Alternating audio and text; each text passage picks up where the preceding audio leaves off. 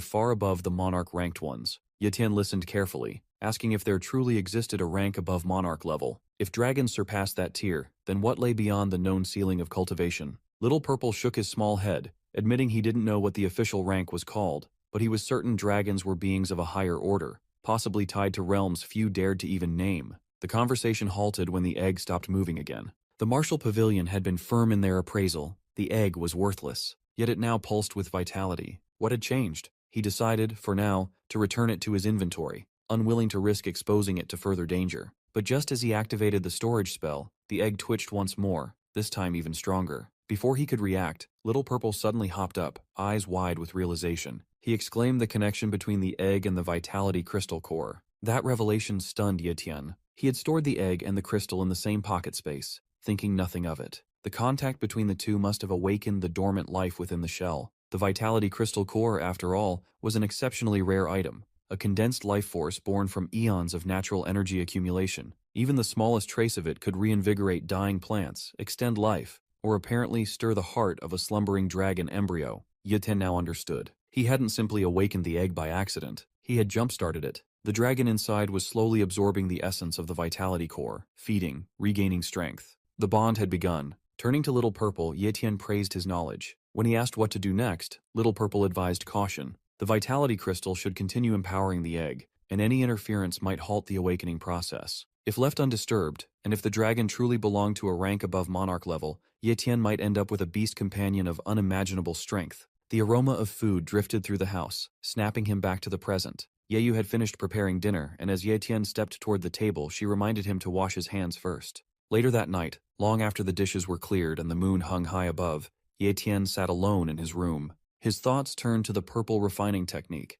It was known to be one of the rarest and most complex techniques in existence. To truly master it, one needed not just a transcendent tier talent, but a second, complementary talent that allowed for perfect body cultivation, a rare combination that few in history had achieved. Yiling came to mind then. She had only possessed a top-tier cultivation talent, far from transcendent, yet through sheer determination, she had reached Grandmaster rank, surpassing expectations and gaining respect even from the powerful Sun family. He reached for the ancient manual again, thinking that perhaps the technique needed to be broken down into smaller, manageable phases. Bone refining first, then body refining, followed by skin tempering, then the essence cleansing, and finally, ki refinement. Divided this way, he could build a more stable path, where each phase could be trained independently, allowing even those without godlike talents to eventually ascend. As he spread the ancient papers across his desk, something caught his eye, a faint shimmer on the corner of one scroll, a spatial mark. He leaned closer. The ink pattern wasn't ordinary. It pulsed faintly with hidden energy, a kind of seal that masked something beyond the physical realm. As the phrase escaped his lips, a sudden explosion of light burst forth. Space bent violently, the room twisted, and in a heartbeat, Ye Tian was gone. The world around him was different. Dim, but not dark. Strange hues of violet and crimson bled through the air, and beneath his feet, the floor felt alive, like a breathing organism crafted from ancient blood steel. He was inside the purple blood refining realm, a secret place sealed away by one of the technique's original creators. Finally, up ahead, he saw movement. As Ye Tian sees that long purple-haired guy, he freezes. Upon the arrival of his successor, Ye Tian, that purple head smirks and introduces himself as the divine immortal of the striking thunder. Meanwhile, a man riding the horse through the dark forest rushes towards a temple where a silver-haired lady is sitting. He informs her that they finally find that person who she asks for. He is someone from the Yue family. They had an outsider enter when the secret realm was opened, and his name is Ye Tian. She asks with concern about who this guy is who manages to get connected with the Yue family. The man explains that he doesn't know about their connection, but Yue Ling brought back this guy from the Yue family from the Linhai Base 15th Academy. He also discovered that Yue Ling achieved the rank of Grandmaster yesterday. She is shocked, and asks if he is sure about that news, to which he confirms it, as everyone in the Demon Sea Base knows about it already, and according to them, she is the current #1 genius in the Demon Sea Base. The lady asks him if he is also happy hearing that news. He hesitates and refuses immediately. She kicks him hard, claiming herself as the #1 genius among the younger generation, and commands him not to further investigate this matter. Helplessly, the man acknowledges it as he is lying down on the ground. She also adds that she will go meet Ye Tian herself, and if he really snatched the Vitality Stone core, then even the Yue family won't be able to protect him. Back there, a purple-haired guy sarcastically praises the capabilities of Ye Tian as he comes here. He mentions that the current he is nothing but a mirage left behind by his engraving talent, even though this whole place was formed by his engraving talent. Yi-Tian wonders about him and if he could be of a monarch rank. Just then, the purple-haired guy says that he will stop nagging it, as it is not funny, and instead suggests eating something. With that, he advances towards Yi-Tian and punches him as hard as he can. Yi-Tian falls down, and his eyes widen as he realizes that this guy is stronger than that of a monarch rank King Yunhei. His aura is terrifying. Again, the purple-haired guy mentions that he will check if he is worthy or not to receive his legacy. As he scans Yi-Tian, his eyes widen with shock as he senses a lot of talent on one body. Yi-Tian smiles and says that he is in disbelief that he has discovered this secret of his. Yi-Tian stands up, mocking the divine being,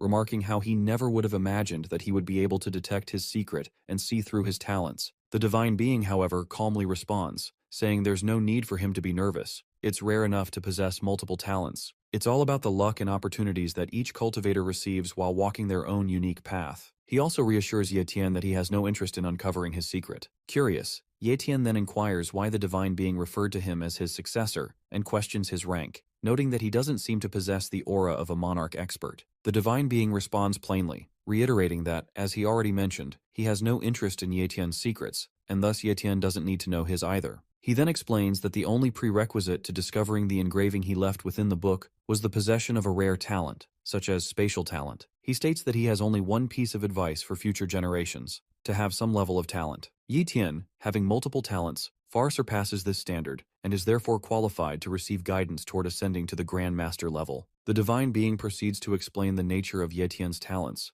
Many of them are low to mid-tier. He states that only true experts, forged through life and death battles, are capable of fully harnessing apex-tier talents to push through tougher challenges. Fighting with a low-tier talent, he warns, could prove dangerous. Yi-Tian realizes that relying on a low-tier talent in combat could expose critical openings, especially during life-or-death situations. From now on, he knows he must be careful when copying talents. The divine being continues, pointing out that having an abundance of low-tier talents can hinder one's growth. If Yi-Tian wishes to advance further, he must take a new route, by leveling up all his talents to the apex tier. When Yi-Tian questions whether this is even possible, the divine being affirms it, explaining that with sufficient combat experience, even low-tier talents can evolve to the apex level. Raising his hand, he says he'll help him just this once, and with a snap of his fingers, everything changes. The scenery shifts into the engraved spatial room, a space where the flow of time is reversed. Yi-Tian expresses his shock at seeing yet another spatial room. The divine being explains the difference. 1 hour in the outside world equates to an entire month in this room. Yi-Tian is stunned by the immense time disparity. He then tells Yi-Tian that this room can only be used once. If he chooses to leave, he will never be able to re-enter. Yi-Tian contemplates the situation and concludes that the most critical goal right now is to reach the Grand Master level. If the Yun family discovers the Vitality Stone, only by attaining that level can he protect Ye Yu. Resolute, he agrees to remain in the engraving room to train and level up his talents. In his mind, the divine being praises Yi-Tian's determination. As Yi-Tian turns to speak again, the divine being vanishes into thin air. His voice echoes in the room, saying that once Yi-Tian reaches the monarch rank, he may have the chance to meet his original body. He then informs Yi-Tian that he has summoned a worthy opponent for him. Suddenly, with a loud bam, a monster at the Grand Master level appears. As it strikes, Yi-Tian narrowly dodges the attack and retaliates, only to find his own attack ineffective. He quickly realizes that the beast is both powerful and incredibly fast. Then, a memory strikes him. When he entered the room, only 6 hours remained before sunrise. He must finish this trial before dawn to avoid making Yu Ye worry. Cracking his knuckles as his power surges within him, Yi-Tian steps forward with resolve. Facing the monster head-on, he declares that he must defeat it within half a year. The sun rises as birds begin to chirp, filling the sky with the soft sounds of morning. The bustling market awakens. Vendors set up their stalls, selling everything from medicinal plants to refined pills. Meanwhile, adventurers continue their relentless hunts, still immersed in their killing sprees. Amidst the noise and motion, Yu Ye whimpers softly, calling out for Yi-Tian. Elsewhere, Yi-Tian remains locked in a fierce battle with the Grand Master-ranked beast. As time dwindles, he charges toward the monster, shouting that he's reached the brink of madness. With a burst of power, he fully activates his apex-tier strength talent, his fist tearing through the monster's defense and sending it hurtling across the room. As he strides forward to deliver the final blow, his long, unkempt hair flows behind him, a silent testament to the months he has endured in the room. The monster, refusing to fall easily, makes a desperate final move and hurls a large rock at him. Without hesitation, Yi-Tian activates his sword control ability, slicing the incoming rocks in a single elegant motion. He then raises his hand and strikes with shadow assassination, piercing through the beast's core. As he gazes at the monster's motionless body, a faint smile appears on his lips.